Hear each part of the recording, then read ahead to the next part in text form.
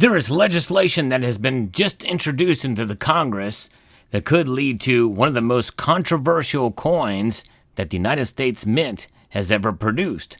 I'll tell you what it is and why they should do it as we explore. That's right. Political figures are always controversial, but this one especially is a hot button topic these days for more reasons than one. Number one, being the first and foremost, is why he was shot to death, assassinated in cold blood because of some of his views. In fact, that is really essentially why this is all so important and why this has been introduced into the Congress. I'm talking about Charles Kirk, which, by the way, his middle name is James, and if there was another middle name, he could be James T. Kirk. But that's an aside, a point. Likely, probably somebody has joked with him about that. He had a pretty good sense of humor. Nonetheless, he was very smart, but also very controversial in some of his views, many of which I agree. Nonetheless, Charlie Kirk could be placed on U.S. currency under a new House GOP proposal, and it would be under the commemorative coin program. And examples of that you see here on this part of your screen. I'm going to talk about those in a moment, so stay tuned for that. But one place that does not sell commemorative coins, at least not yet, is Summit Metals. In fact, many of the commemorative coins you can find nowadays in the aftermarket are going for right around spot price. So who knows? Maybe Summit Metals will get a bunch of those in and maybe sell them to us at a good deal. You never know. But nonetheless, they are a great place to go if you want to stack gold and silver. And they also have other collectible pieces as well. But really, what makes them special and sets them apart is a great customer service. So check them out. Elevate your wealth with Summit Metals. So what is this about here? Well, there is a bill that has been introduced that would mandate that the Treasury authorize 400,000 silver dollars with a likeness of Charlie Kirk on them. Now, this is Fox News reporting this. There's been a pair of House Republicans that are pushing to have Charlie Kirk memorialized on U.S. currency in the wake of his assassination earlier this month. Republican Study Committee Chairman August Pfluger, if I'm pronouncing that correctly, from Texas, and Representative Abe Hamada from Arizona plan to introduce a bill later this week directing the U.S. Treasury to mint 400,000 silver dollars with Kirk's likeness, the pair told Fox News Digital. Now, 400,000 is a very common number for commemorative silver dollars these days. At the very beginning of the program, they produced literally, I think, about 1 million of them. This is the very first commemorative silver dollar from them since they started doing them in 1982. For those of you who aren't familiar, there was two different U.S. commemorative coin programs. The very first one started in 1892 with the Columbian Expo dollar, half dollar, and it mostly was half dollars, although there were dollars and gold coins as well. But it was mostly half dollars, and they circulated. Yes, indeed. Now they didn't circulate nearly as widely, but nonetheless, they actually circulated, which is actually a kind of a cool idea. And since then, that program stopped, I think, in 1954. The final coins were produced, and a lot of those were produced by civic organizations, different groups, even towns, small cities. A variety of different organizations were involved in that.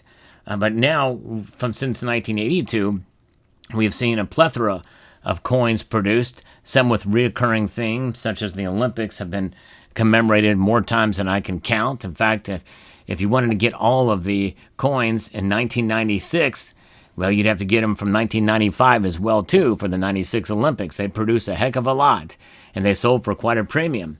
I actually have all of the proof commemorative coins from 1982 all the way up to 2022, including all the mint marks in which the Olympic $10 coins had those. I'll link to that video at the end screen of this video so you can see it. I stopped because it was just getting too much, takes up too much space, and they are horrible in the secondary market. You can get a lot of this stuff for practically spot price for both the gold and silver, so I stopped it. A 40-year run is pretty good, and is something that you're going to collect in perpetuity. They actually didn't produce any in 2023. There's only been one other year where they didn't do that, and that was in 1985. But regardless, this could be a situation where Charlie Kirk very well could be memorialized on an actual silver coin. But it's a commemorative coin that would not circulate. So when they say U.S. currency, that gives the potential that it could circulate, and it won't. I mean, it could, technically, because it'll have a dollar on it, like this coin right here. This is the coin for John Marshall here, Supreme Court, Chief Justice Marshall with the Supreme Court. And that here, this thing is an actual dollar. And it is, you can see right there on the reverse of this, it has a $1. You could technically go out and spend it as such, but you would be fooled to because it has a whole lot more value in the silver content alone. 90% silver, by the way. They made them that way up until 2019, and then they started producing them in 999 silver.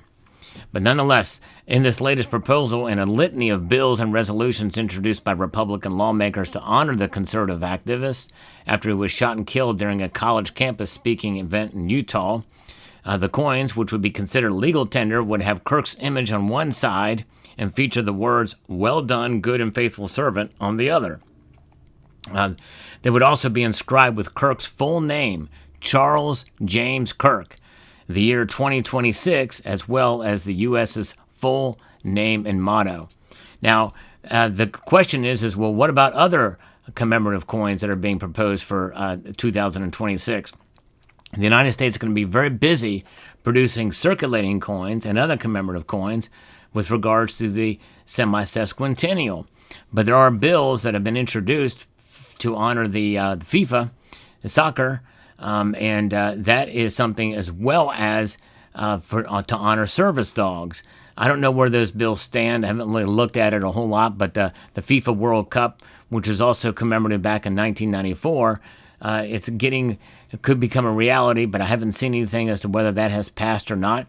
I've looked over at the CCAC's website to see if there's any images that have been produced for the commemoratives for 2026 or introduced to be selected by the Treasury Secretary and recommended by the CCAC and then the CFA, but I haven't seen anything yet. So there very well may not be anything for 2026, which would open the gate to this commemorative potentially being fast-tracked in the wake of his death. And now the coin's final design, as I mentioned earlier, would be selected by the Treasury Secretary in consultation with the sitting president, which would be Donald Trump. Usually the president doesn't have that much influence. He may run it up the chain and say, hey, is this okay? I select this design. The president usually would just sign off of it, off on it. But Donald Trump may be different this time because he actually has produced his own silver medallion or designed it himself. So he very well could be involved in the design process for this. We'll see. Now, Fox News is saying since 1892, Congress has authorized commemorative coins to celebrate and honor historic American patriots. But it's not just that. It's other items, other things. Service organizations, such as the Special Olympics, have been honored. That had Eunice Shriver on it, considered probably one of the ugliest coins ever produced by the United States Mint, and one of the very few that have exceptions written in the legislation to allow a living person to be on a commemorative or any type of U.S. coin. We've only seen that a few times in life, and the other one I think was the 1923. I think there was a commemorative coin that was produced that had, I think, Calvin Coolidge on it as well. And so, yeah, sitting president. So it is quite possible, that we see something like that again. But this is obviously somebody who's passed away, and so but obviously it happened very quickly. Much like what happened in 1964, a year after Kennedy was assassinated. Sitting president, they produced commemorative coins that circulated called the Kennedy $50. The following year, a lot of them are produced for circulation, but they ended up becoming the actual circulating coin, and so it commemorated Kennedy, but it also circulated, and so that's kind of in a sense a continuation of what we've seen, much like in 1945 when another president had died. That's Roosevelt. In 1946, they produced a commemorative dime with his image on it that circulated alone, replacing the Wing Liberty design. And so this is a case where it's not a president and it's not going to be a circulating coin. But remember, and this is very political because he was a very conservative Christian man, and so that is going to be controversial. The other thing about this that you have to understand is that it's okay because there's been politics involved in our coins for a long time, for sure, and really dating back and becoming more blatant and apparent in recent years. Case in point, the American Women's Quarter program, circulating coins honoring mostly leftist, woke women who contributed very little, with some exceptions. There are some exceptions that are like Sally Ride, who should be honored on a coin, and even though I disagreed with her politics, but but most of them were leftists, and most of them contributed very little. Whereas Charles Kirk has contributed a lot to the fabric and the change and direction, hence the name Turning Point in this country. There's no mistake that his influence, and not only in terms of actually maybe helping people become Christians and becoming saved, but changing the course of conversation, civil debate, civil discourse, inviting that discussion, that free exchange of ideas in a respectful manner. And that is worthy of commemoration, in my view. He went to college campuses where he was faced with a lot of adversity, and so he went there to give them a microphone to speak their mind and to have discussions with him, open dialogue. That's what he was about. And no matter what your viewpoints are, that should be celebrated. So I would fully be on board with this happening. Now, again, it would need to be passed by Congress. If the gates are open for such a thing to happen and they can produce just this silver dollar, I think it would be a great thing. It might be the only thing for 2026. And it may be tough for the U.S. Mint to get it in with everything else they've got going on for the semi-sesquicentennial. But nonetheless, these are times where I think maybe they should do it. And especially when you consider other mints that have a whole lot more programs, I think the United States Mint should be able to make that work out. The other thing is, if that doesn't happen, they could create a metal which would not require congressional approval.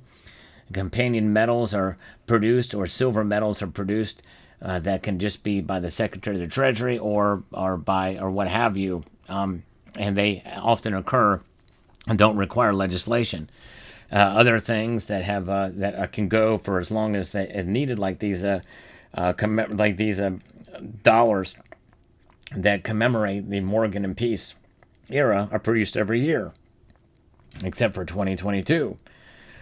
So nonetheless, that is what we're looking at there. So it'll be very interesting to see how this plays out. Let me know what your thoughts are. Would you be for this commemorative coin for Charlie Kirk for 2026? Do you think it will happen? Do you think it'll be controversial? Do you think it should be controversial? Let me know what your thoughts are in the comment section down below. I hope you found this video informative, insightful, and educational.